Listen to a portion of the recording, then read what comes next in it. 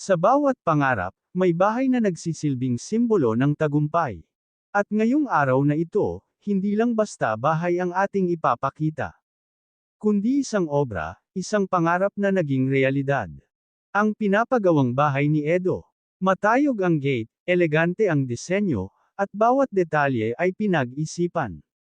Ang kulay, ang halma, ang simetriya. Lahat ay nagpapakita ng karangyaan na hindi pilit, kundi natural na lumalabas dahil sa maingat na pagpaplano. At dito pa lang sa bungad, si Vianze, hindi na maitago ang kanyang reaksyon. Habang naglalakad papunta sa main entrance, mapapansin ang taas ng pader, ang lawak ng espasyo, at ang solidong pagkakagawa. Ito yung klaseng bahay na kahit tahimik lang, nagsasalita ng tagumpay. At sa pagbukas ng pangunahing pinto, dito na talaga mapapatigil si Vianze. Pagpasok pa lang sa loob, bubungad ang napakataas na ceiling. Parang yumayakap ang espasyo, maluwag, maliwanag, at napakaaliwalas. Ang liwanag na pumapasok mula sa malalaking bintana ay nagbibigay ng buhay sa buong sala. Ang sala ay dinisenyo para hindi lang sa bisita, kundi para sa alaala. Dito magtitipon ang pamilya. Dito maririnig ang tawanan, kwentuhan, at mga sandaling hindi mabibili ng pera. Makikita ang maingat na pagpili ng materyales. Mula sa sahig, hanggang sa mga detalye sa dingding. Hindi basta-basta ang disenyo. Ito'y pinaghalong modern at classic. Isang kombinasyon na bihirang makuha, pero dito, perpekto. Habang naglalakad papunta sa dining area, lalong humahanga si Vianze. Maluwag ang espasyo, sapat para sa malaking pamilya at mga espesyal na okasyon. Makikita mo pa lang, alam mong maraming handaan ang magaganap dito.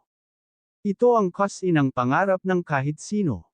Malinis ang linya ng disenyo, functional pero eleganteng tignan. Ito yung kasinang kahit magluto ka man o hindi. Gugustuhin mo pa ring tambayan. Pag-akyat sa hagdan, mapapansin ang tibay ng bawat hakbang. Malapad ang staircase, maaliwalas, at may disenyo na parang sa mga napapanood lang sa pelikula. Habang umaakyat, tanaw ang buong ibaba. Isang tanawing nakaka-proud. Pagdating sa mga kwarto, bawat isa ay may sariling karakter. Hindi lang basta silid tulugan, kundi personal na espasyo para sa pahinga at kapayapaan. Makikita sa bawat sulok ng bahay ang intensyon. Walang sayang na espasyo. Walang detalye na pabaya. Lahat ay may kwento. At habang nililibot ang buong bahay, makikita sa mukha ni Vianze ang totoong paghanga.